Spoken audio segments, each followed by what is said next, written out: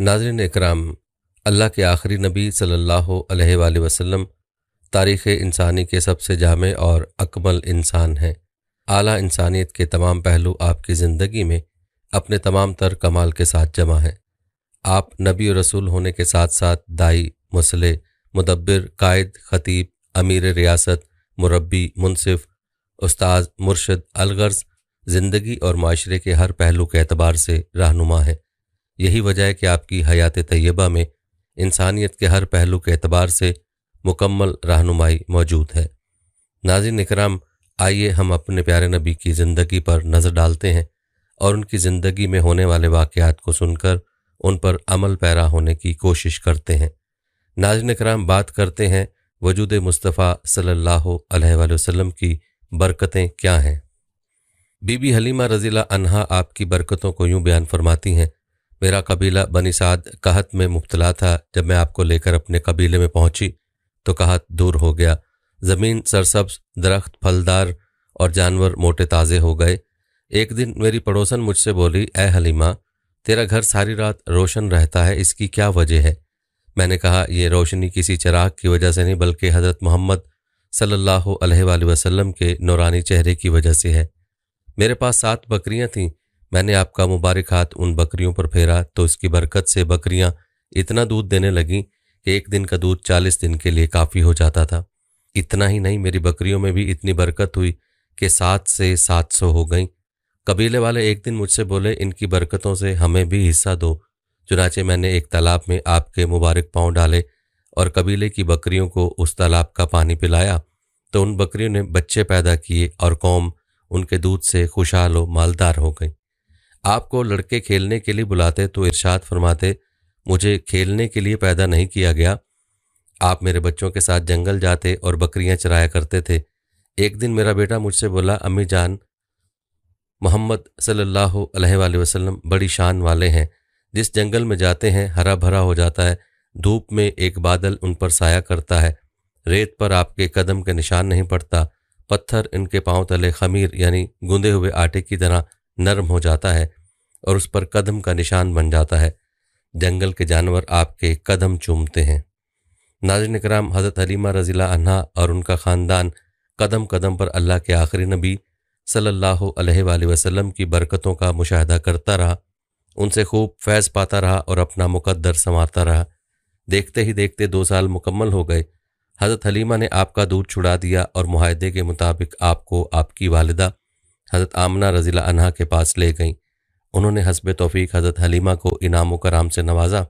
आपकी बरकतें देकर हज़रत हलीमा का दिल मचलता कि आप मज़ीद उनके पास उनके कबीले में रहें। अजब इत्तफ़ाक़ कि उन्हीं अयाम में मक्का शरीफ में एक वबाई मर्ज़ का दौर दौरा था। हज़रत हलीमा ने वबाई बीमारी से बचाने के लिए हज़रत आमना को इस बात पर राज़ी कर लिया कि वह हजूर को मज़ीद कुछ मुद्दत के लिए उनके कबीले भेज दें। यूँ हज़रत हलीमा की दिली मुराद बराई यानी मकसद पूरा हुआ और एक बार फिर बीबी आमना के चांद से उनका आंगन रोशन हो गया और अल्लाह के आखिरी नबी अलैहिस्सलाम के वजूद मसूद की बदौलत उनका मकान दोबारा से रहमतों और बरकतों की कान बन गया। आप तकरीबन 4 साल तक कबीला बनु साद में बरकतें लुटाते रहे। वहाँ आपने अपने रज़ाई बहन भाइयों के साथ बकरियाँ भी चराईं। बकरियाँ चरागाहों में ले जाकर उनकी देखभाल करना ये तकरीबन तमाम अंबिया कराम अलैहिस्सलाम की सुन्नत है।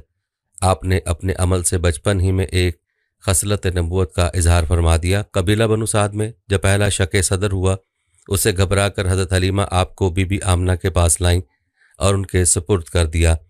उसके बाद आप अपनी वालिदा पाक की आगोश में परवरिश पाने लगे। अब बात करते हैं रसूलुल्लाह सल्लल्लाहु अलैहि वसल्लम का लड़कपन कैसा था। जब आप सल्लल्लाहु अलैहि वसल्लम की उम्र मुबारक 6 बरस हो गई तो आपकी वालिदा माजिदा आपको साथ लेकर मदीना शरीफ में आपके वालिद के नन्ह्याल से मिलाने गईं। इस सफ़र में बीबी उम्मे ऐमन भी साथ थीं। बीबी उम्मे ऐमन आपके वालिद की कनीज़ थीं। वापसी पर अब्वा के मकाम पर आपकी वालिदा का इंतकाल हो गया और वहीं तदफीन हुई। बाप का साया पहले उठ चुका था और अब माँ की आगोश शफ़क़त और मोहब्बत भी छूट गई। हज़रत उम्मे ऐमन ने आपके आंसू पोंछे, आपको तसल्ली दी और वापस मक्का शरीफ लाकर आपके दादा हज़रत अब्दुल मुत्तलिब के सपुर्द कर दिया। नाज़रीन करम, अब बात करते हैं आप सल्लल्लाहु अलैहि वसल्लम के वालिदैन के विसाल के बाद आपकी ज़िंदगी कैसी गुजरी। वालदैन के विसाल के बाद आपकी परवरिश आपके दादा जान के यहाँ हुई। उनका नाम अब्दुल मुत्तलिब रज़ियल्लाहु अन्हु है। ये मक्का के सरदार थे, आपसे बड़ी मोहब्बत करते, हर वक्त उन्हें अपने साथ रखते, जब कहीं बैठते तो अपने साथ बिठाते, खाना अपने साथ खिलाते, रात को अपने पहलू में सुलाते। सहन काबा में उनके बैठने के लिए एक तख्त रखा जाता था। किसी बड़े से बड़े आदमी की मजाल न थी उस पर कदम रखता, लेकिन जब अल्लाह के आखिरी नबी सल्लल्लाहु अलैहि वसल्लम तशरीफ़ लाते तो बिला झिझक अपने दादा की नशिस्त पर बैठने के लिए आगे बढ़ जाते। जब आपकी उम्र मुबारक 8 साल की हुई तो उनका भी विसाल हो गया। फिर आपकी परवरिश आपके चचा अबू तालिब के यहाँ हुई। आपके मुबारक बचपन के मुतल्लिक अबू तालिब का कहना है, मैंने कभी भी नहीं देखा कि रसूलुल्लाह सल्लल्लाहु अलैहि वसल्लम किसी वक्त भी कोई झूठ बोल रहे हों, या कभी किसी को धोखा दिया हो, या कभी किसी को कोई ईज़ा पहुंचाई हो, या बेहुदा बच्चों के पास खेलने के लिए गए हों, या कभी खिलाफ तहजीब बात की हो। हमेशा इंतहाई खुश इखलाक, नेक अतवार, नरम गुफ्तार, बुलंद किरदार और आला दर्जा के पारसा और परहेजगार रहे। नाज़रीन कराम, अब बात करते हैं आप सल्लल्लाहु अलैहि वसल्लम के लड़कपन की बरकतों की। आप 8 साल की उम्र में अपने चचा अबू तालिब के घर उनकी कफालत में आए तो यहाँ भी खैर बरकत की बारिशें होने लगीं। ये अपने बच्चों से ज़्यादा आपसे प्यार करते, अपनी निगाहों से ओझल ना होने देते। अबू तालिब का बयान है कि सरकार अलैहिस्सलाम से पहले जब भी मेरे बच्चे खाना खाते तो सैर ना होते, लेकिन जब से हजूर उनके साथ खाना तनावुल फरमाते तो सारे बच्चे शिकम सैर हो जाया करते थे। इसलिए जब मैं अपने बच्चों को खाना देना चाहता तो कहता, रुक जाओ, मेरे बेटे मोहम्मद सल्लल्लाहु अलैहि वसल्लम को आने दो, फिर खाना शुरू करना। इसी तरह जब भी बच्चों को दूध पिलाना होता तो आपको पहले पिलाया जाता, फिर बच्चों को दिया जाता। अगर उनके बेटों में से पहले कोई पी लेता तो सारा बर्तन अकेला ही ख़त्म कर देता। अबू तालिब ये देख कर कहते, ए मोहम्मद सल्लल्लाहु अलैहि वसल्लम, तुम्हारी बरकतों का क्या कहना। जब आपकी उम्र मुबारक 10 साल की थी तो आप अपने चचा ज़ुबैर के हमरा यमन की तरफ आज़िम सफ़र हुए। यहाँ रास्ते में एक अजीब वाक़या हुआ कि किसी वादी में एक ऊँट लोगों को गुजरने से रोक रहा था। जब उस ऊँट ने आपको देखा तो बैठ गया और अपना सीना ज़मीन पर रगड़ने लगा, तो आप अपने ऊँट से उतरकर उस पर सवार हुए और जब वादी के दूसरी तरफ पहुँच गए तो उस ऊँट को छोड़ दिया। जब सफ़र से लौटे तो देखा कि वादी पानी से भरी हुई है। आपने फरमाया, तुम मेरे पीछे आ जाओ। आप इस वादी में तशरीफ़ ले गए और सब कुरैश आपके पीछे पीछे चलने लगे। अल्लाह पाक ने पानी खुश्क फरमा दिया। जब लोग मक्का वापस आए तो सबको ये वाक़या सुनाया, जिसे सुनकर उन्होंने कहा कि इस बच्चे की शान निराली है। नाज़रीन किराम, अब बात करते हैं शाम के पहले तिजारती सफ़र की। आपकी उम्र मुबारक जब 12 बरस हुई तो आपने अपने चचा अबू तालिब के साथ शाम की तरफ पहला तिजारती सफ़र फरमाया। जब काफ़िला शहर बुसरा पहुंचा तो वहाँ के एक राहिब बुहीरा, जिसका असल नाम बरजीस था, उससे आपकी मुलाकात हुई। उसने आपको इलामात नबूवत से पहचान लिया और आपका हाथ पकड़कर ये ऐलान करने लगा, ये तमाम जहानों के सरदार हैं, ये रब्बुल आलमीन के रसूल हैं, अल्लाह करीम उन्हें रहमतुल लिल आलमीन यानी तमाम जहानों के लिए रहमत बनाकर भेजेगा। फिर उसने आप और अहले काफ़िला के लिए खाने की दावत का एहतमाम किया। इस दावत में उसने मज़ीद कुछ अलामात नबूवत देखी। उसने अबू तालिब से कहा, उन्हें शाम मत ले जाओ। अगर अहले शाम ने उन्हें अलामात नबूवत से पहचान लिया तो उन्हें कत्ल करने की कोशिश करेंगे, लिहाजा आप उसी मकाम से वापस तशरीफ़ ले जाइए। उस राहिब ने आपको सफ़र के लिए कुछ सामान भी दिया।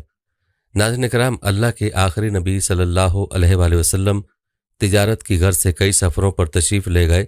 10 बरस की उम्र में अपने चचा हज़रत ज़ुबैर बिन अब्दुल मुत्तलिब के साथ यमन का भी तिजारती सफ़र फरमाया।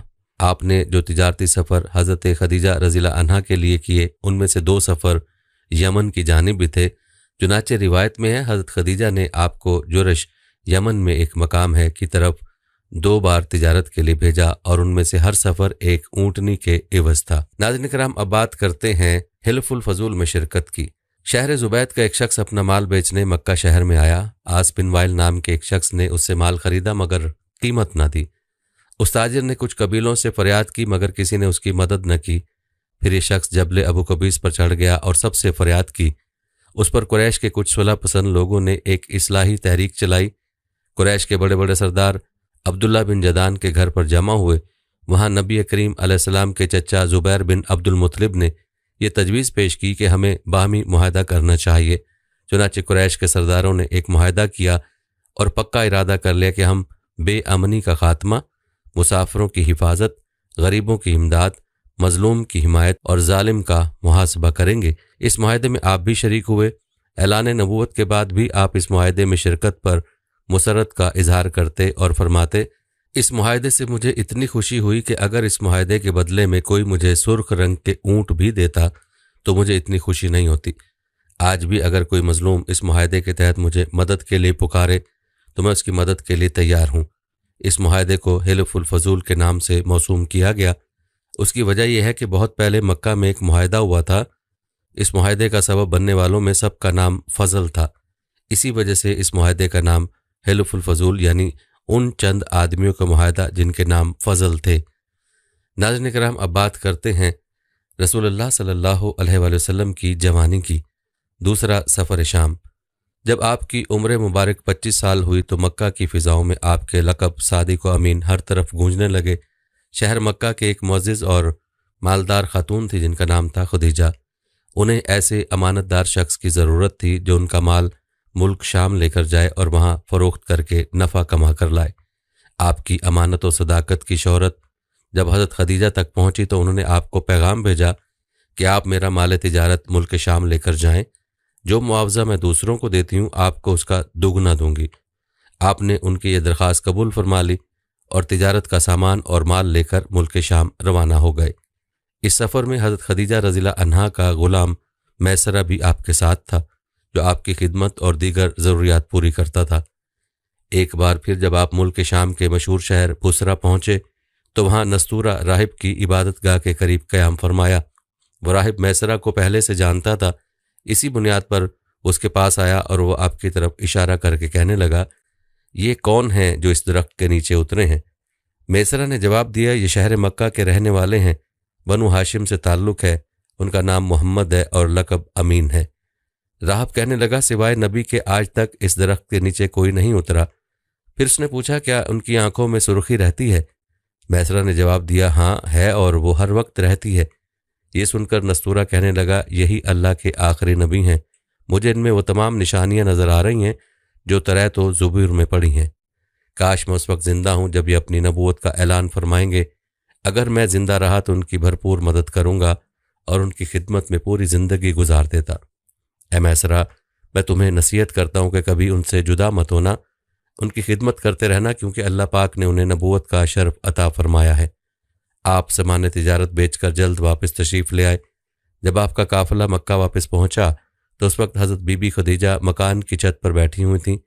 उन्होंने ये मंजर देखा कि अल्लाह के आखिरी नबी सल्लल्लाहु अलैहि वसल्लम पर दो फरिश्ते धूप से साया किए हुए।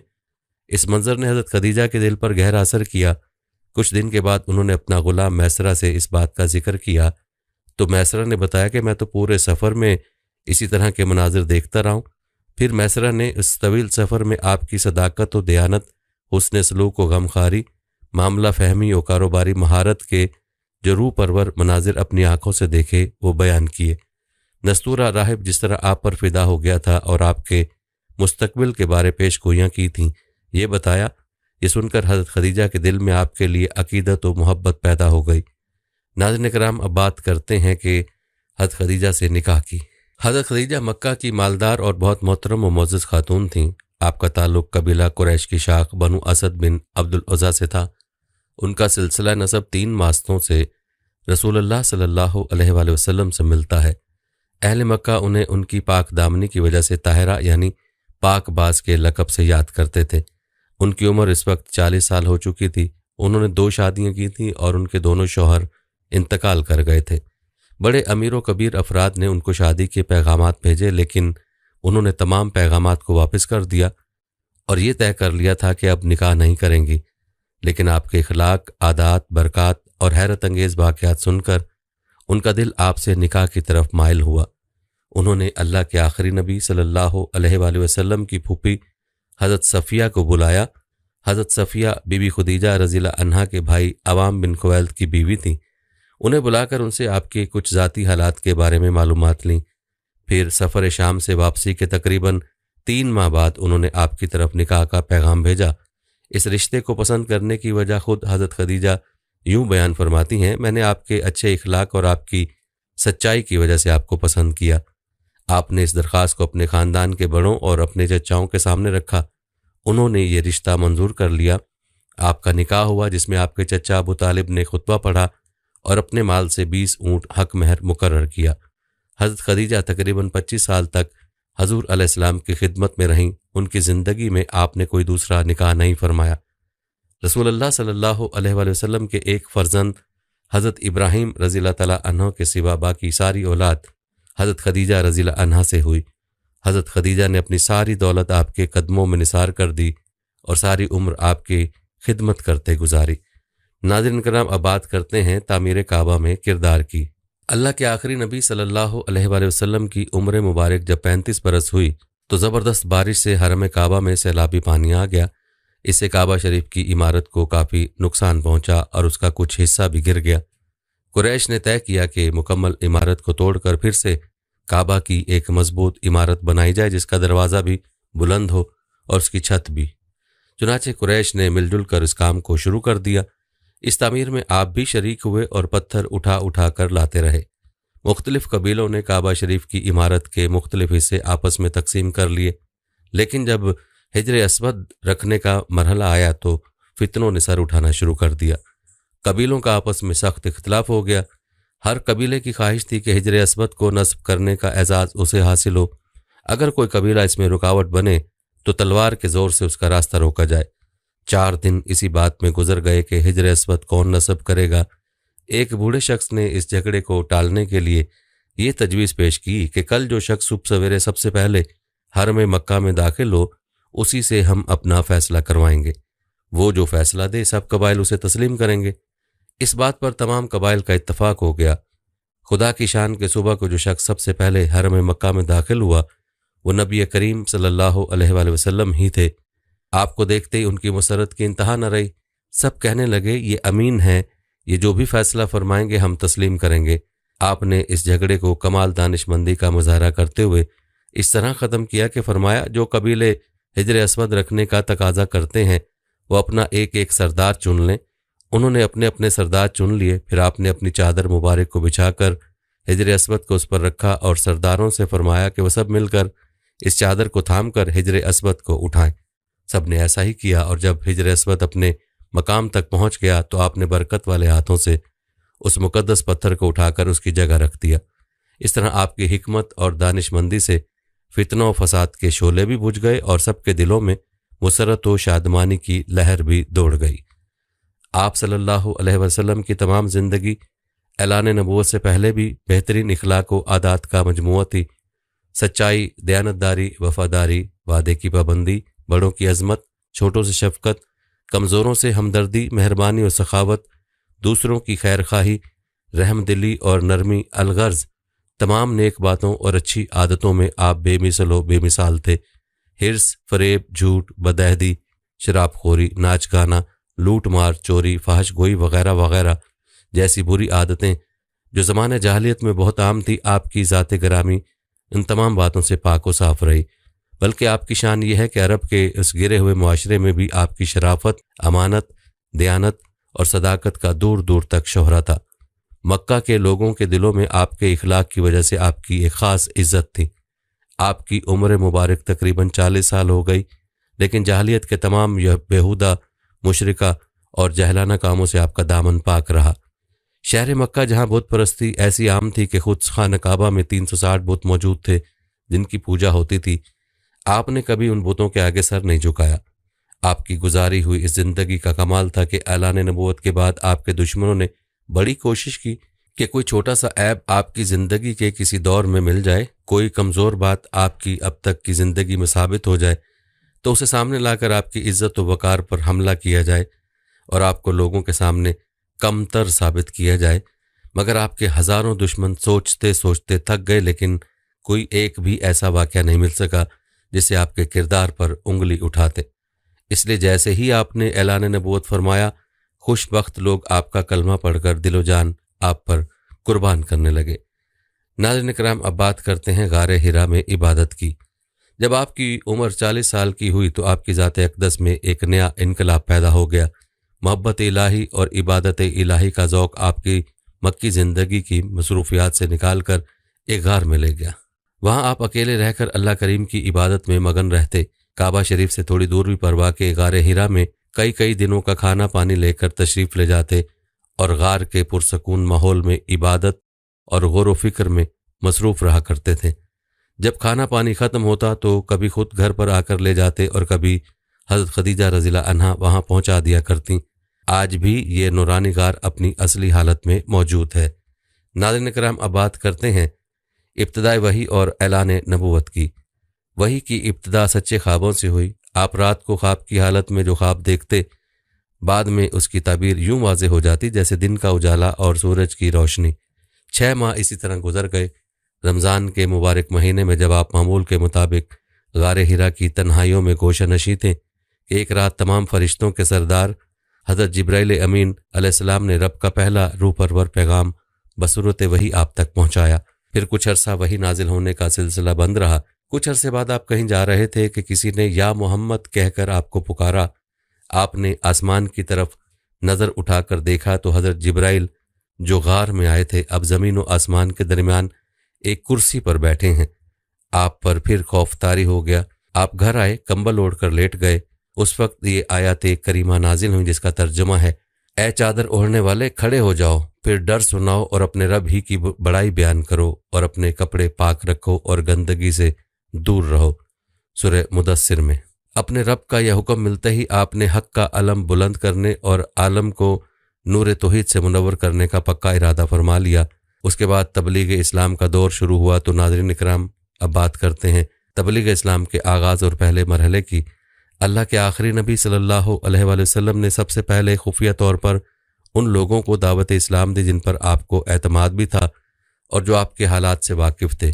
उन हालात में औरतों में सबसे पहले हज़रत खदीजा, आज़ाद मर्दों में हज़रत अबू बकर सिद्दीक, लड़कों में हज़रत अली बिन अबू तालिब, आज़ाद करदा गुलामों में हज़रत ज़ैद बिन हारिसा और गुलामों में हज़रत बिलाल रज़ियल्लाहु अन्हुम ने ईमान कबूल किया। तबलीग इस्लाम का यह सिलसिला खुफिया तरीके से जारी रहा। जिस तरह प्यासा मीठे और ठंडे पानी को तरफ लपकता है, ऐसे ही खुशनसीब रूहें दीवानावार इस दावत हक को कबूल करने के लिए लपकती। 3 साल के इस अरसे में मुसलमानों की एक जमात तैयार हो गई। इस दौरान आप दार अरकम में भी रहे और वहाँ मुसलमानों की तरबियत फरमाते रहे। तबलीग इस्लाम का दूसरा मरहला। 3 साल बाद ये आयत करीमा नाजिल हुई। अल-शूरा में 214 नंबर आयत है, और ए महबूब अपने करीबी रिश्तेदारों को डराओ, जिसमें हुक्म दिया गया कि आप अपने करीबी ख़ानदान वालों को भी दावत इस्लाम दें। आपने एक दिन सफ़ा पहाड़ी की चोटी पर चढ़कर कुरैश वालों को बुलाया।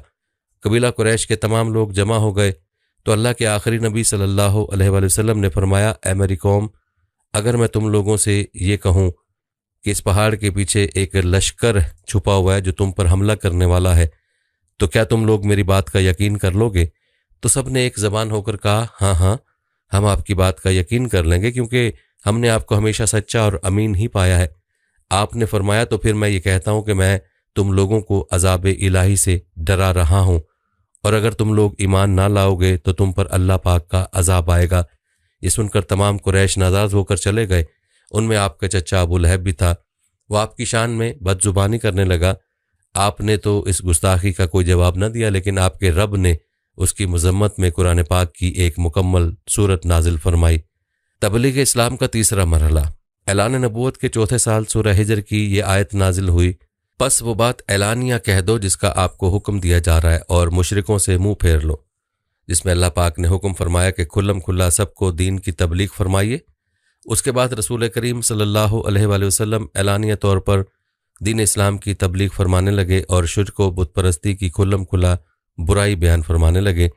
ऐसे माहौल में तमाम कुरैश बल्कि पूरा अरब आपकी मुखालफत करने लगा। काफिरों का आप पर जुल्म व सितम। इस्लाम की अलल ऐलान तबलीग शुरू होते ही जुल्म व सितम की जांसोज आंधियाँ चल पड़ीं।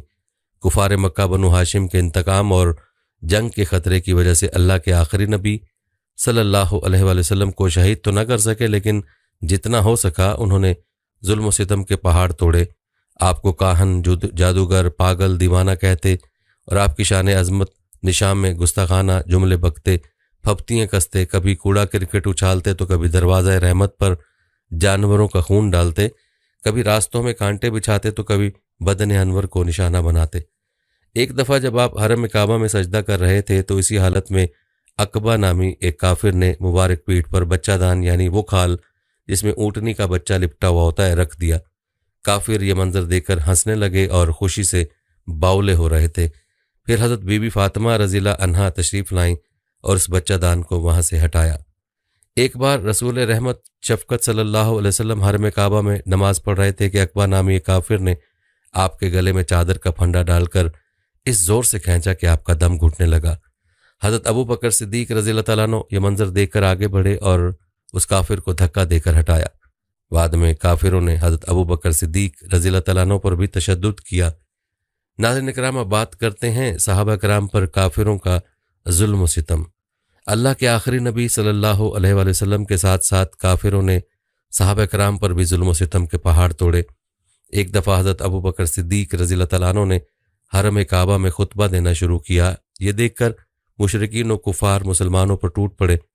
हज़रत सिद्दीक़ अकबर को इतना मारा कि उनका चेहरा खून से भर गया, नाक कान सब लहूलुहान हो गए और उनका चेहरा पहचान में ना आता था। हज़रत अबू बकर बेहोश हो गए और देर तक बेहोश रहे। हज़रत खुबाब रज़ियल्लाहु तआला अन्हु उस ज़माने में इस्लाम लाए जब सिर्फ चंद ही आदमी मुसलमान हुए थे। कुरैश ने उनको बेहद सताया, यहाँ तक कि आग के अंगारों पर उनको चित लिटाया और एक शख्स उनके सीने पर पाँव रखकर खड़ा रहा, यहाँ तक कि उनकी पीठ से पिघलने वाली चर्बी से वो कोयले बुझ गए। जिंदगी भर उनकी पीठ पर उन कोयलों के दाग रहे। एक बार हज़रत उमर फ़ारूक आज़म रज़ियल्लाहु तआला अन्हु ने अपने दौरे खिलाफत में वो दाग देखे तो उनका दिल भर आया और रो पड़े। हज़रत बिलाल रज़ियल्लाहु तआला अन्हु के गले में रस्सी बांधकर बाज़ारों में घसीटा जाता, उनकी पीठ पर लाठियों की बारिश की जाती। दोपहर के वक्त तेज़ धूप में गरम गरम रेत पर उनको लिटाकर इतना भारी पत्थर उनकी छाती पर रख दिया जाता था कि उनकी ज़ुबान बाहर निकल आती थी। उस हाल में भी ये आहत आहत के नारे लगाते थे। ऐसा नहीं था कि सिर्फ मर्दों को ही जुल्म व सितम का निशाना बनाया जाता, बल्कि वो ख़वातीन जो इस्लाम कबूल करती उन्हें भी तकालीफ का सामना करना पड़ता। हज़रत अम्मार बिन यासिर की वालिदा हज़रत सुमैया रज़ियल्लाहु अन्हा वो खुशबख्त खातून है जिन्होंने सबसे पहले अपने खून का नजराना पेश किया। ये बूढ़ी थीं, अबू जहल ने उन्हें नेज़ा मारकर शहीद कर दिया था। इस्लाम की पहली शहीदा होने का एजाज़ उन्हें हासिल है। हिजरत हबशा। जब कुफारान कुरैश मुसलमानों को तकलीफ़ देने से बाज ना आए बल्कि उनके मजालिम में इजाफा होने लगा तो अल्लाह के आखिरी नबी सल्लल्लाहु अलैहि वसल्लम ने अपने जानिसार सहाबा को इजाज़त दी कि वो हिजरत करके हबशा चले जाएं। हबशा का बादशाह नजाशी ईसाई दीन पर अमल करता था और इंसाफ पसंद और नरम दिल था। चुनाचे ऐलान नबूवत के 5वें साल 11 मर्द और 4 औरतों के एक काफिले ने अपने प्यारे वतन को छोड़कर हबशा की तरफ हिजरत की। इसे हिजरत ऊला कहते हैं। कुछ दिनों के बाद मजीद कई सहाबा और सहाबियात ने हबशा की तरफ हिजरत की, यहाँ तक कि हबशा हिजरत करने वालों की तादाद 82 अफराद तक पहुँच गई। ये देखकर कुरैश ने हबशा के बादशाह की तरफ एक वफ्द भेजा जिसने बादशाह से इसरार किया कि वो उन मुसलमानों को कुरैश के हवाले कर दे, मगर कुफार की ये कोशिशें नाकाम हुईं। नाज़रीन किराम, अब बात करते हैं गम के साल यानी आमुल हुज़न। शैब अबी तालिब का मुहासरा। कुफार मक्का को ये खुशफहमी थी कि वो अपने वहशियाना जुल्म सितम से इस्लाम की तहरीक को या तो ख़त्म कर देंगे या कमज़ोर कर देंगे, लेकिन उनकी तमाम तर कोशिशों के बावजूद मुसलमानों की तादाद बढ़ती जा रही थी। इस सूरत हाल से वो आपस से बाहर होने लगे। तमाम सरदारान कुरैश और मक्का के दूसरे कुफार ने ये स्कीम बनाई कि अल्लाह के आखिरी नबी सल्लल्लाहु अलैहि वसल्लम और आपके ख़ानदान का मुकम्मल बाइकाट कर दिया जाए।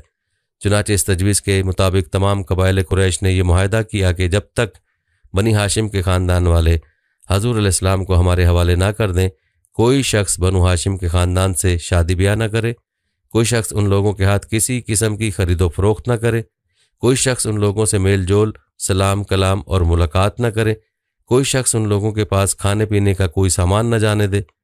मंसूर बिन अकरमा ने इस मुआहदे को लिखा और तमाम सरदारान कुरैश ने उस पर दस्तखत करके उस दस्तावेज़ को काबे के अंदर लटका दिया। अबू लहब के सिवा तमाम बनु हाशिम अबू तालिब की वो घाटी जिसको अब शेब अबी तालिब कहते हैं उसमें महसूर हो गए। उनमें गैर मुस्लिम भी शामिल थे जो सिर्फ अपने ख़ानदानी ताल्लुक़ की वजह से आपके साथ शरीक हुए। 3 साल तक तमाम बनु हाशिम इस घाटी में रहे। ये 3 साल का ज़माना इस कदर सख्त था कि बनु हाशिम दरख्तों के पत्ते और सूखे चमड़े पका पका कर खाते थे। भूख से बिलखते हुए नन्हे बच्चे इस कदर ज़ोर ज़ोर से रोते कि उनकी आवाज़ें दूर दूर तक सुनाई देती, मगर उन सख्त दिल काफिरों ने हर तरफ से घाटी पर पहरा बिठाया हुआ था कि खाने पीने की कोई शय अंदर न पहुंचे। 3 साल इसी हालत में गुजर गए तो अल्लाह करीम ने अपने हबीब अलैहिस्सलाम को खबर दी कि इस मुआहदे को दीमक इस तरह चाट गई है कि खुदा के नाम के सिवा उसमें कुछ बाकी नहीं रहा। आपने ये खबर अबू तालिब को दी। उसने कुफार कुरैश को जाकर कहा, ए गुरह कुरैश, मेरे भतीजे ने मुझको इस तरह खबर दी है, तुम अपना मुआहदा लाओ। अगर ये खबर सही निकली तो तुम उस जुल्म और सख्ती से बाज आओ, और अगर गलत निकली तो मैं अपने भतीजे को तुम्हारे हवाले कर दूंगा। उस पर राजी हो गए, और जब जाकर देखा तो उनके होश उड़ गए कि जैसा आपने इरशाद फरमाया था हरफ बहरफ उसी तरह मामला था। आमुल हुज़न यानी गम का साल। ऐलान नबूवत के 10वें साल जबकि शैब अबी तालिब के मुहासरे को ख़त्म हुआ अभी थोड़ा ही वक्त गुजरा था, अल्लाह के आखिरी नबी सल्लल्लाहु अलैहि वसल्लम के चचा अबू तालिब का इंतकाल हो गया। अबू तालिब की वफ़ात से आपको बहुत सदमा हुआ। अबू तालिब की वफ़ात को 1 हफ़्ता ही न गुजरा था कि आपकी ज़ौजा हज़रत खदीजा रज़ियल्लाहु अन्हा भी दुनिया से पर्दा फरमा गईं। मक्का में ये 2 हस्तियाँ ऐसी थीं जो आप अलैहिस्सलाम के बहुत करीब थीं। कदम कदम पर उन्होंने आपकी हिमायत व मदद की। जब आपने कुफ्र व शिरक के तारीक अंधेरों में तौहीद की शमा रोशन की तो कुफ़ार ने जो तूफ़ान बदतमीज़ी बर्पा किया, ये दोनों हस्तियाँ ही उस मुश्किल वक्त में आपका सहारा बनी। उनकी वफ़ात के हादसे एक ही साल में बड़ी कलील मुद्दत में वाक़े हुए और आपको इससे बहुत रंजो गम हुआ। इसलिए आपने इस साल को गम का साल यानी आमुल हुज़न करार दिया। नाज़रीन किराम, अब बात करते हैं सफ़र ताइफ और हिजरत मदीना की। सफ़र ताइफ के वाक़यात। हज़रत खदीजा और अबू तालिब के इंतकाल के बाद काफिरों के जुल्म सितम में मज़ीद इजाफा हो गया। उनके इस रवैये के बाद आपने इरादा फरमाया कि अगर वो ताइफ जाकर दावत इस्लाम दें और वहाँ के सरदार ईमान कबूल कर लेते हैं तो इससे मुसलमानों को कुव्वत और ताकत मिलेगी। ये सोचकर आपने ताइफ के सफ़र का इरादा फरमाया। आप ताइफ के लिए पैदल सफ़र पर निकले। आपके साथ सिर्फ आपके गुलाम हज़रत ज़ैद बिन हारिसा थे। ताइफ पहुंचकर आपने कुछ दिन आराम के बाद वहाँ के सरदारों से मुलाकात की। 3 सरदार अब्द यालेल और उसके 2 भाई मसूद और हबीब को आपने इस्लाम की दावत दी, मगर उन्होंने दावत कबूल करने की बजाय न सिर्फ आपका मजाक उड़ाया बल्कि ताइफ के बदमाश और शरीर लोग आपके पीछे लगा दिए, जो जुलूस की शक्ल में इकट्ठे हो गए और आपका ताक़ुब करने लगे। ये लोग फप्तियाँ कसते, नाजेबा जुमला कहते और अपने बुतों के नारे लगाते हुए आपके पीछे लग गए और आप पर पत्थर बरसाने शुरू कर दिए। उन्होंने अल्लाह के आखिरी नबी सल्लल्लाहु अलैहि वसल्लम के मुबारक कदमों को निशाना बनाया और इतने पत्थर मारे कि पाँव मुबारक ज़ख्मी हो गए और खून बहने लगा। इतना खून बहा कि आपके जूते खून से भर गए। आपके गुलाम हज़रत ज़ैद बिन हारिसा रज़ियल्लाहु अन्हु आपको पत्थरों से बचाने के लिए खुद आगे आते और पत्थर अपने बदन पर लेते, जिससे वो खुद भी लहूलुहान हो गए।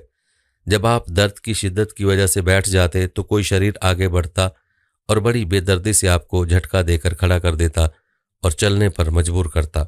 जब आप चलने लगते तो ये जालिम फिर आप पर पत्थर बरसाते, गालियां देते, तालियां बजाते और हंसी उड़ाते। आखिरकार आपने ज़ैद बिन हारिसा के साथ करीब में मौजूद अंगूरों के बाग में पनाह ली। ये बाग मशहूर काफिर और आपके दुश्मन अतबा बिन रबिया का था। आपकी हालत देखकर वो भी आपको रहम भरी नज़रों से देखने लगा। उसने आपके लिए अपने गुलाम के हाथ अंगूरों का खोशा भेजा जो आपने कबूल फरमाया। आपकी बातें सुनकर अंगूर लाने वाला नसरानी गुलाम उदास आप पर ईमान ले आया और आपके हाथ पांव चूमने लगा। सबसे सख्त दिन। बहुत अरसा गुजर जाने के बाद एक बार हज़रत आयशा रज़ियल्लाहु अन्हा ने अल्लाह के आखिरी नबी सल्लल्लाहु अलैहि वसल्लम से पूछा, क्या जंग ओहद के दिन से भी ज़्यादा सख्त कोई दिन आप पर गुजरा है? तो आपने इरशाद फरमाया, हाँ ए आयशा, वो दिन मेरे लिए जंग ओहद के दिन से भी ज़्यादा सख्त था जब मैंने ताइफ में वहाँ के एक सरदार अब्द जालेल को इस्लाम की दावत दी। उसने दावत इस्लाम को कबूल न किया और अहले ताइफ ने मुझ पर पथराव किया। मैं इस रंजो गम में सर झुकाए चलता रहा, यहाँ तक कि मकाम कुरनुल सालिब में पहुंचकर मेरे होशो हवास बजा हुए। वहाँ पहुंचकर जब मैंने सर उठाया तो क्या देखता हूँ कि एक बदली मुझ पर साया किए हुए। उस बादल में से हज़रत जिब्राइल ने मुझे आवाज़ दी और कहा कि अल्लाह पाक ने आपकी कौम का जवाब सुन लिया और अब आपकी खिदमत में पहाड़ों का फरिश्ता हाजिर है ताकि वह आपके हुक्म की तमील करे। फिर पहाड़ों का फरिश्ता मुझसे सलाम करके अर्ज़ करने लगा, ए मोहम्मद, अल्लाह पाक ने मुझे आपकी खिदमत में भेजा ताकि आप मुझे जो चाहें हुक्म दें और मैं आपका हुक्म बजा लाऊं। अगर आप कहें मैं अबू कुबैस और कैकान ये दोनों पहाड़ उन कुफार पर उलट दूं तो मैं उलट देता हूं। ये सुनकर आपने जवाब दिया कि नहीं, बल्कि मैं उम्मीद करता हूँ कि अल्लाह पाक उनकी नस्लों से अपने ऐसे बंदों को पैदा फरमाएगा जो सिर्फ अल्लाह पाक की ही इबादत करेंगे और शिरक नहीं करेंगे। नाज़रीन कराम, अब बात करते हैं जिन्नात के कबूल इस्लाम की। अल्लाह के आखिरी नबी सल्लल्लाहु अलैहि वसल्लम इसी सफ़र ताइफ से वापसी पर मकाम नखला में तशरीफ़ फरमा हुए। रात में जब आप नमाज तहज्जुद में कुरान पढ़ रहे थे तो नस्बीयीन की जनों की एक जमात आपकी खिदमत में हाजिर हुई और कुरान सुनकर ये सब जिन मुसलमान हो गए। फिर जिन्नात ने वापस जाकर अपनी कौम को तबलीग की तो मक्का शरीफ में जिन्नात के बड़े बड़े गिरोहों ने इस्लाम कबूल किया। कुरान पाक में सूरह जिन की इब्तदाई आयात में अल्लाह पाक ने इस वाक़े का जिक्र फरमाया है। मदीना शरीफ में इस्लाम की रोशनी। मक्का शरीफ से जानिब शुमाल एक शहर यसरब था जो बाद में मदीना करार पाया। आपके यहाँ तशरीफ़ लाने के बाद उसका नाम मदीना हुआ। आपके ऐलान नबूवत के वक्त यहाँ दो कबीले औस व खज़रज के साथ कुछ यहूदी भी रहते थे। ये लोग अगरचे बुत परस्त थे मगर यहूदियों से सुन सुनकर उन्हें मालूम था कि अनकरीब अल्लाह के आखिरी नबी सल्लल्लाहु अलैहि वसल्लम की आमद होगी। यूं गोया ये मुंतज़िर थे कि कब उनकी आमद होती है और हम उन पर ईमान लाकर अपना मुकद्दर संवारें। मिना में जो घाटी है जहाँ आज मस्जिदुल अकबा, अरबी में अकबा घाटी को कहते हैं, वहाँ आप तशरीफ़ फरमा थे कि कबीला खज़रज के 6 आदमी आपके पास आ गए। आपने उन लोगों से उनका नामो नसब पूछा, फिर कुरान की चंद आयतें सुनाकर उन लोगों को इस्लाम की दावत दी जिसे लोग बेहद मुतासिर हुए। वापसी में ही आपस में कहने लगे कि यहूदी अल्लाह पाक के जिस आखिरी नबी की बात करते रहे हैं यकीनन वो नबी यही हैं, लिहाजा कहीं ऐसा ना हो कि यहूदी हमसे पहले इस्लाम की दावत कबूल कर लें। ये कहकर सब एक साथ मुसलमान हो गए और मदीना जाकर अपने अहले ख़ानदान और रिश्तेदारों को भी इस्लाम की दावत दी। बैत अकबा ओला। ऐलान नबूवत के 12वें साल हज के मौका पर मज़ीद 12 अफराद मीना की घाटी में छुपकर इस्लाम लाए और आपके हाथ बैत की। तारीख़ इस्लाम इस बैत को बैत अकबा ओला घाटी की पहली बैत कहते हैं। इस बैत को बैत अकबा इस वजह से कहते हैं क्योंकि ये बैत मीना के पहाड़ में अकबा के करीब हुई, जिसे जुमरतुल अकबा भी कहते हैं। उन लोगों ने आपसे दरख्वास्त की कि इस्लाम के अहकाम सिखाने के लिए कोई मुअल्लिम भी उनको दिया जाए। आपने हज़रत मसअब बिन उमैर रज़ियल्लाहु तआला अन्हु को उनके साथ मदीना शरीफ भेज दिया। उन्होंने वहाँ जाकर घर घर दीन की दावत दी और रोज़ाना कई कई अफराद उनकी दावत पर इस्लाम कबूल करने लगे, यहाँ तक कि आहिस्ता आहिस्ता हर तरफ दीन फैलने लगा। कबीला औस के सरदार हज़रत साद बिन मुआज़ रज़ियल्लाहु तआला अन्हु भी उनकी दावत पर इस्लाम लाए। उनके इस्लाम लाते ही उनका पूरा कबीला औस मुसलमान हो गया। बैत अकबा सानिया। ऐलान नबूवत के 13 साल हज के मौका पर मज़ीद 72 अफराद ने मिना की इस घाटी में अपने बुत परस्त साथियों से छुपकर अल्लाह ताला के आखिरी नबी सल्लल्लाहु अलैहि वसल्लम के मुबारक हाथ पर बैत की और ये अहद किया कि हम लोग आपकी और इस्लाम की हिफाजत के लिए अपनी जान और माल सब कुर्बान कर देंगे। हिजरत मदीना। मदीना शरीफ में इतने लोगों के इस्लाम कबूल करने से गोया मुसलमानों को एक पनाहगाह मिल गई। आपने सहाबा कराम को आम इजाज़त दे दी कि वो हिजरत करके मदीना चले जाएं। चुनाचे सबसे पहले हज़रत अबू सलमा रज़ियल्लाहु तआला अन्हु ने हिजरत की, उनके बाद दूसरे लोग भी मदीना रवाना हो गए। जब कुफार को पता चला तो उन्होंने हिजरत करने वालों को रोकने की कोशिश शुरू कर दी, मगर छुप छुप कर लोगों ने हिजरत का सिलसिला जारी रखा, यहाँ तक कि थोड़े ही अरसे में बहुत से सहाबा कराम मदीना शरीफ हिजरत कर गए। अब मक्का शरीफ में सिर्फ वो लोग रह गए जो या तो काफिरों की कैद में थे या फिर गुर्बत की वजह से हिजरत नहीं कर सकते थे। अल्लाह के आखिरी नबी सल्लल्लाहु अलैहि वसल्लम को अभी तक अल्लाह करीम की तरफ से हिजरत का हुक्म नहीं हुआ था, तो आप मक्का में ही रहे। आपके हुक्म से हज़रत अबू बकर सिद्दीक और हज़रत अली रज़ियल्लाहु तआला अन्हु भी अभी तक मक्का शरीफ में रुके हुए थे। काफिरों का इज्तिमा। कुरैश के काफिर उस तमाम सूरत हाल से बड़े परेशान हुए, ये देख कर के मदीने के लोग इस्लाम ला चुके हैं और बढ़ते जा रहे हैं, जबकि मक्का के लोग भी वहाँ हिजरत कर रहे हैं। ऐसा ना हो कि हजूर अलैहिस्सलाम भी मदीना चले जाएं और वहाँ से अपने हामियों की फौज लेकर मक्का पर चढ़ाई कर दें। ये ख़तरा महसूस करके कुफार मक्का के बड़े बड़े सरदारों ने दारुल नदवा में एक मशवरा किया। कुफार के तमाम बड़े बड़े दानिश्वर इस इज्तिमा में शरीक थे। मुख्तलिफ तजावीज़ दी गईं, जिनमें से अबू जहल की दी गई तजवीज़ पर सबका इत्तफाक हुआ। उसका मशवरा ये था, हर कबीले से एक एक जवान को तलवार दी जाए, वो सब एक साथ आप पर हमला करके माज़अल्लाह आपको शहीद कर दें।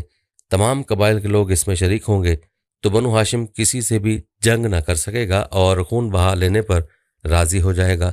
सब ने इस बात पर इत्तफाक किया और उनकी मजलिस ख़त्म हो गई। हज़रत जिब्रील अमीन अल्लाह करीम का हुक्म लेकर नाजिल हो गए और इस वाक़े की खबर दी और कहा कि आज रात आप अपने बिस्तर पर ना सोएं और हिजरत करके मदीना तशरीफ़ ले जाएं। हिजरत मुस्तफ़ा। काफिरों ने रात के वक्त अपने तयशुदा मंसूबे के मुताबिक आपके मकान आलिशान को घेर लिया और इंतज़ार करने लगे कि आप सो जाएं तो हमला बनो। उस वक्त सिर्फ हज़रत अली रज़ी अल्लाह तआला अन्हु वहाँ मौजूद थे। काफिर अगरचे आपके दुश्मन थे मगर उन्हें आपकी अमानत और दयानत पर पूरा भरोसा था।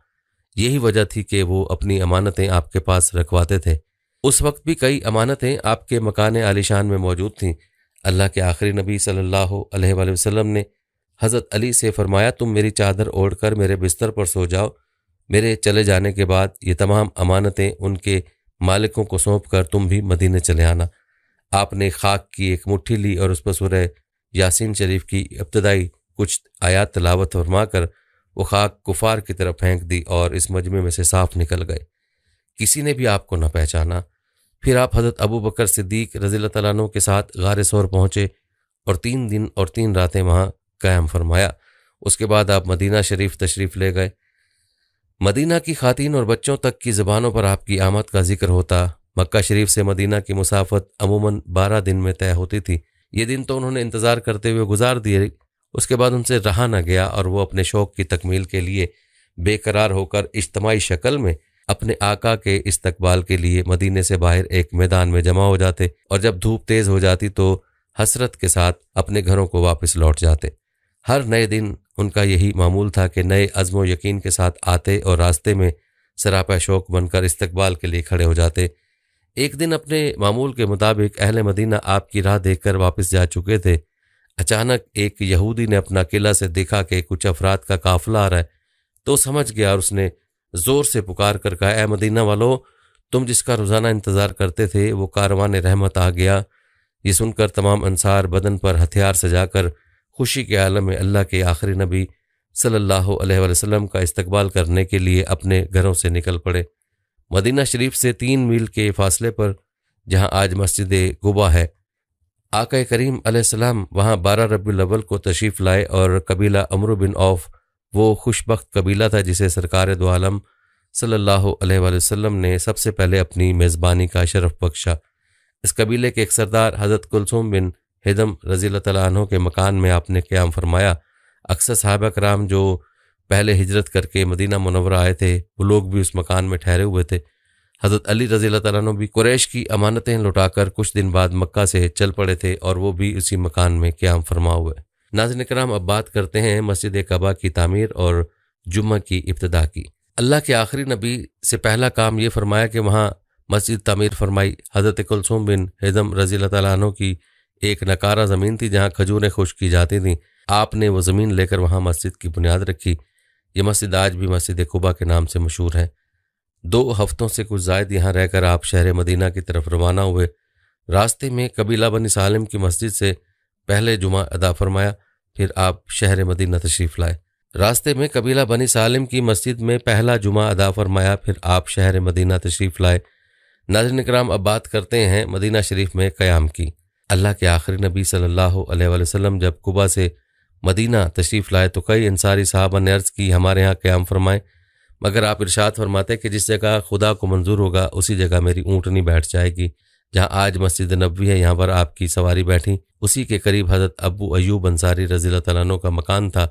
हज़रत अबू अयूब अंसारी आपकी इजाज़त से आपका सामान अपने घर ले गए और रसूल खुदा सल्लल्लाहु अलैहि वसल्लम ने उनके घर क़याम फरमाया।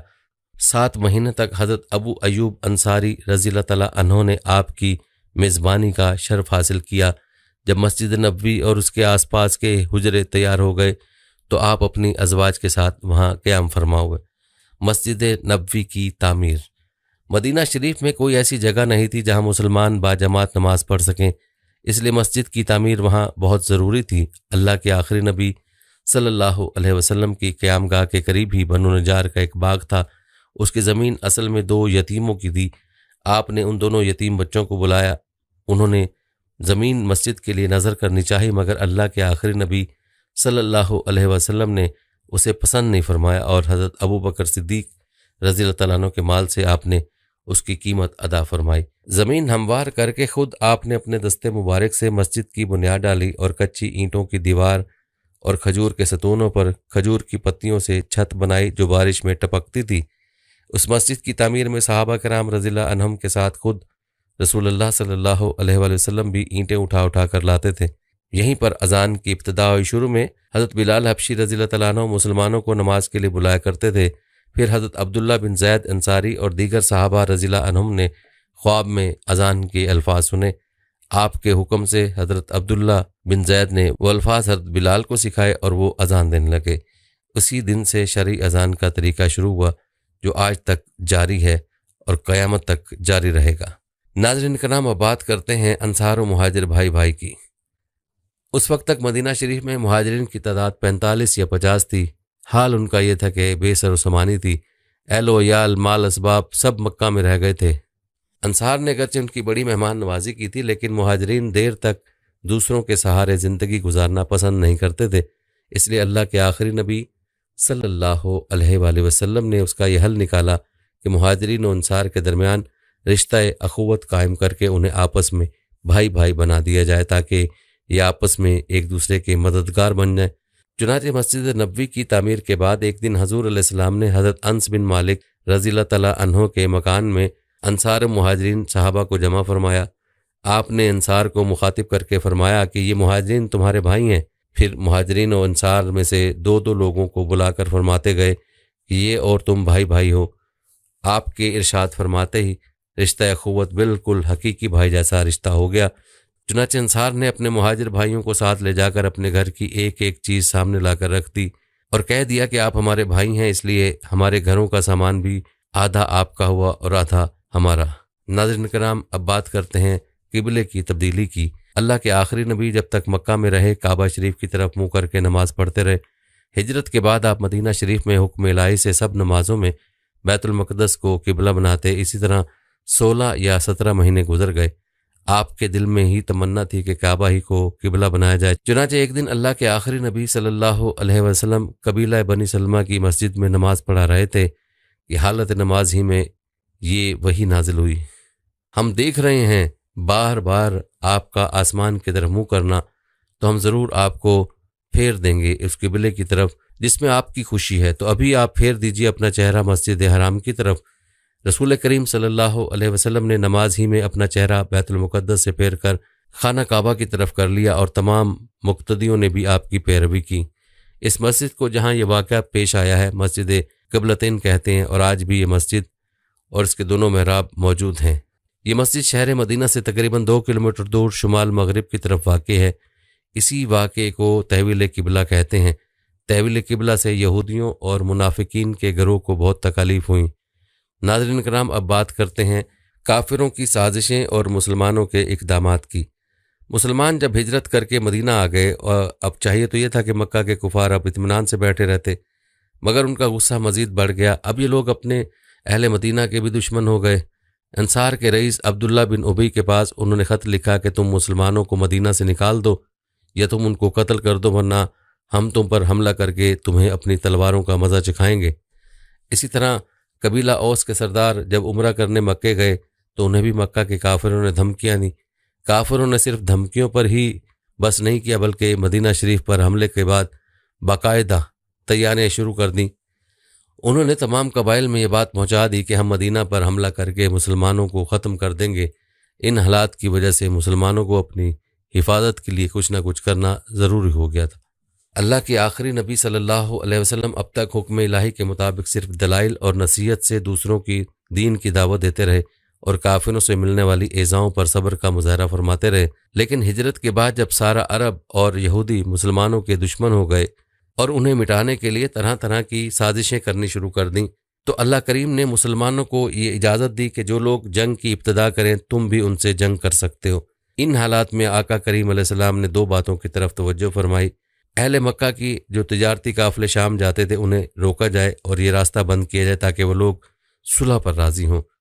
दूसरा, अतराफ़ के जितने भी कबाइल हैं उनसे सुलह के मुआहदे किए जाएं ताकि कुफार मदीना शरीफ पर हमले की जुर्रत न कर सकें। इसी वजह से आप खुद भी अतराफ़ के कबाइल की तरफ तशरीफ़ ले जाते और छोटे छोटे लश्कर भी भेजते जो कुफार मक्का की नकलो हरकत पर नज़र भी रखते और कबाइल से अमन व अमान के मुआहदे भी करते। इसी सिलसिले में कुफार मक्का और उनके हलीफों से मुसलमानों का टकराव शुरू हुआ और छोटी बड़ी लड़ाइयों का सिलसिला शुरू हुआ। उन्हीं लड़ाइयों को तारीख़ इस्लाम में गज़वात व सराया का नाम दिया जाता है। गज़वा और सरिये का फ़र्क, वो जंगी लश्कर जिसमें अल्लाह के आखिरी नबी सल्लल्लाहु अलैहि वसल्लम बज़ाते खुद तशरीफ़ ले जाते उसे गज़वा कहते हैं, जबकि वो लश्कर जिसमें आप शामिल नहीं हुए उसे सरिया कहते हैं। गज़वा की जमा गज़वात और सरिया की जमा सराया आती है। गज़वात और सराया की तादाद के बारे में इख्तलाफ है। इमाम बुखारी की रिवायत के मुताबिक गज़वात की तादाद 19 है। उनमें से सिर्फ 9 ऐसी गज़वात हैं जिनमें जंग की नौबत पेश आई, जबकि अक्सर ऐसी थी जिनमें लड़ाई की ज़रूरत ही ना हुई। जबकि सराया की तादाद 47 या 56 है। नाज़रीन कराम, अब बात करते हैं अलविदाई खुतबे की। आपके इस खुतबे के चंद इरशादात हैं। तुम्हारा रब एक है और बेशक तुम्हारे बाप हज़रत आदम अलैहिस्सलाम एक हैं। किसी अरबी को किसी अजमी पर और किसी अजमी को किसी अरबी पर, किसी सुर्ख को किसी काले पर और किसी काले को किसी सुर्ख पर कोई फजीलत नहीं मगर तकवा के सबब से। तमाम इंसान आदम की औलाद हैं और आदम मट्टी से बनाए गए। अब फजीलत व बरतरी के सारे दावे, खून व माल के सारे मुतालबे और सारे इंतकाम मेरे पाँव तले हैं। ए लोगो, हर मुसलमान दूसरे मुसलमान का भाई है और सारे मुसलमान आपस में भाई भाई हैं। किसी के लिए ये जायज़ नहीं है कि वो अपने भाई से कुछ ले मगर वो कि जिस पर उसका भी राज़ी हो और खुशी से दे। ए लोगो, खुद पर और एक दूसरे पर जुल्म मत करो। तुम्हारा खून और तुम्हारा माल तुम पर ता क़यामत इसी तरह हराम है जिस तरह तुम्हारा ये दिन, तुम्हारा ये महीना, तुम्हारा ये शहर मोहतरम है। ए लोगो, ख़वातीन से बेहतर सलूक करो क्योंकि वो तुम्हारे ताबे हैं और ख़ुद से कुछ नहीं कर सकती। फिर फरमाया, तुमसे रब करीम मेरे बारे में पूछेगा तो तुम क्या कहोगे? साहबा कराम ने अर्ज़ किया, आपने खुदा का पैगाम पहुँचा दिया और रिसालत का हक़ अदा कर दिया। अल्लाह के आखिरी नबी सल्लल्लाहु अलैहि वसल्लम ने आसमान की तरफ उंगली उठाई और 3 बार फरमाया, ए अल्लाह तू गवाह रहना। उसके बाद वही के ज़रिए तकमील दीन की सनद अता फरमाई गई और फिर अपने हज की तकमील फरमाई। अलविदाई खुतबा की बहारें। अल्लाह के आखिरी नबी सल्लल्लाहु अलैहि वसल्लम ने आज से तकरीबन 1450 साल पहले ये खुतबा इरशाद फरमाया था। कमाल बात यह है कि जब आप ये खुतबा इरशाद फरमा रहे थे तो उस वक्त आप ऊँटनी के एक कजावे पर तशरीफ़ फरमा थे। ये आपकी कमाल सादगी की शान थी। आपका इरशाद फरमाया हुआ ये खुतबा इंसानी तारीख़ का सुनहरा और रोशन बाब है। उस खुतबे में इंसानी हकूक़, बिलखसूस हकूक़ निस्वां, ग़ुलामों के हकूक़, जान माल इज़्ज़त आबरू की हिफाजत, मुआशी इस्लाहात, वरासत के मसाइल, कर्ज़ व मकरूज़ से मुतल्लिक़ अहकामात, सियासत और दीन से मुतल्लिक़ ऐसी रहनुमाई मौजूद है जिसकी इससे पहले मिसाल नहीं मिलती। ये खुतबा तमाम इस्लामी तालीमात का निचोड़ और हकूक़ व फ़राइज़ का आलमी मंशूर है। ये खुतबा आज भी मुसलमानों के लिए गोया आइन और अब्दी पैगाम की हैसियत रखता है। ये खुतबा आज भी उतना ही अहम है जितना आज से 1450 साल पहले था। इस खुतबे में वो रोशनी है जिसकी इंसानियत को ज़रूरत है। उस खुतबे में ऐसा दर्स है जिस पर अमल इंसान को इंसानियत की मिराज पर ले जा सकता है। हिजरत के 11वें साल 20 या 22 सफ़र को अल्लाह के आखिरी नबी सल्लल्लाहु अलैहि वसल्लम जन्नतुल बकी आधी रात को तशरीफ़ ले गए। वहाँ से वापस तशरीफ़ लाए तो मिजाज मुबारक नासाज हो गया। कुछ दिन तक अलालत बहुत बढ़ गई। आप तमाम अज़वाज मुतहरात की इजाज़त से हज़रत बीबी आयशा रज़ियल्लाहु अन्हा के हुजरा मुबारक में तशरीफ़ फरमा हुए। जब कमज़ोरी बहुत ज़्यादा बढ़ गई तो आपने हुक्म दिया कि हज़रत अबू बकर सिद्दीक़ रज़ियल्लाहु तआला अन्हु मेरे मुसल्ले पर नमाज पढ़ाएँ। चुनाचे 17 नमाजें हज़रत अबू बकर सिद्दीक़ रज़ियल्लाहु तआला अन्हु ने पढ़ाई। वफ़ात से थोड़ी देर पहले हज़रत आयशा रज़ियल्लाहु अन्हा के भाई हज़रत अब्दुर्रहमान बिन अबू बकर रज़ियल्लाहु तआला अन्हु ताज़ा मसवाक हाथ में लिए हाजिर हुए। आपने उनकी तरफ नज़र जमा कर देखा। हज़रत आयशा ने समझा कि मसवाक की ख्वाहिश है। उन्होंने फ़ौरन ही मसवाक लेकर अपने दांतों से नरम की और दस्ते अक़दस में दे दी। आपने मसवाक फरमाई। पीर के दिन रबीउल अव्वल के महीने में आपने राहलत फरमाई। मशहूर कौल के मुताबिक 12 रबीउल अव्वल हिजरत के 11वें साल आपने ज़ाहरी तौर पर इस दुनिया से पर्दा फरमाया। आपके विसाल ज़ाहरी से सहाबा कराम को बड़ा सदमा हुआ।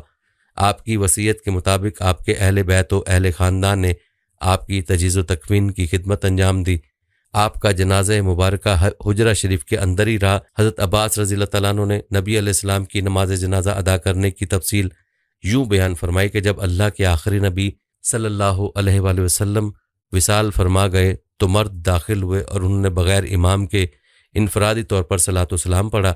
फिर औरतें दाखिल हुई तो उन्होंने भी आप पर सलातो सलाम पढ़ा। फिर बच्चे गए, उन्होंने भी ऐसे ही किया। फिर गुलाम गए, उन्होंने भी आप पर सलातो सलाम पढ़ा।